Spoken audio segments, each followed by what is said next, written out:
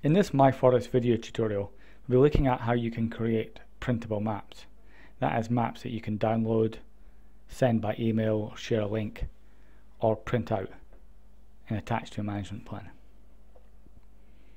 So in the Output tab, we need to go and add a print map, or click Add a print map. The first prompt is to add a title for your print map. So we're going to add an operation map. This could be a plan of what you're doing in your woodland over the next 10 years. Create print map.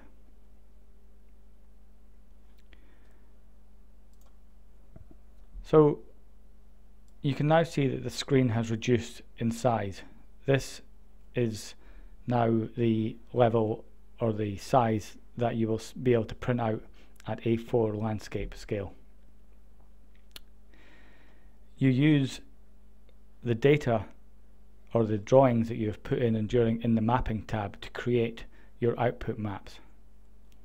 But to do that, you first need to create layers to bundle these together. So we're going to start by adding a layer here.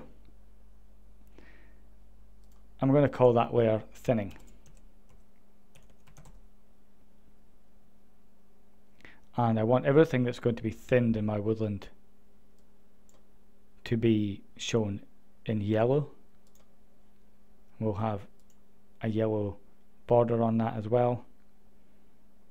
And you can change the opacity of the fill. So we're going to have that quite see-through. And the weight, we're going to add a bit of weight to the line on the outside. So we've created the color or the style of the layer, but now we need to add which compartments or features we want to add to that layer. So in my woodland, I want to thin this subcompartment and this subcompartment. So I click on those. So we've now got 1A and 2A in the thinning layer. We now save that layer.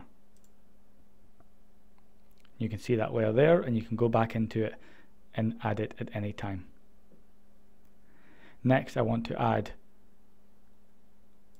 a layer for coppicing. Coppicing is going to be highlighted by blue. Again, I'm going to make that quite a low opacity. I'm going to stick with level 3 for the weight of the line, and I'm going to use this compartment, which is 1B, I'm going to click on that. So that's going to be one of our coppicing layers. You can see that's now 1B down there. Save that. Now we can also, you've created some labels when you create your subcompartments, so we can show those, or we can hide those.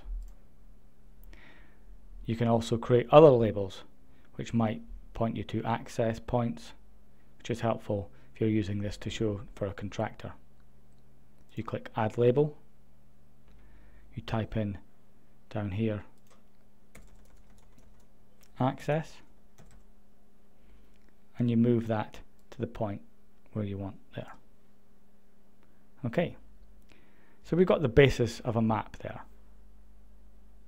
So we now have the option to download that and create a map, or save the changes. So let's do the save changes, and we can now see that in the tab there, the operations map, or we can click on download. We can add a number of maps in the future, or go back and alter this at any point.